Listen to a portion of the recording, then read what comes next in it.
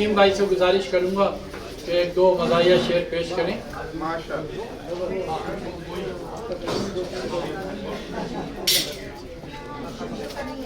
अस्सलाम वालेकुम। दो ख़ते पे पढ़ने की इजाज़त चाहता हूँ जनाब सदर से। पहला ख़ता मुलाज़ा फरमाइए। कभी ये शहर लगता है मुझे उर्दू का गहवारा, कभी ये शहर लगता है मुझे उर्दू का गहवारा, कभी तो ये मुझे शहर सुखन मालूम होता है। महक उठी है खुशबूए दक्कन अहमद शिकागो में, मुझे ये शहर अब अपना वतन मालूम होता है। एक मज़ाहिया ख़ता, उसके बाद इजाज़त।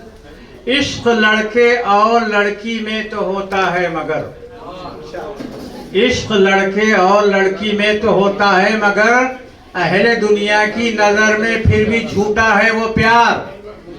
लोग उसको तब तलक सच्चा समझते ही नहीं जब तलक मिलकर वो दोनों हो नहीं जाते फरार।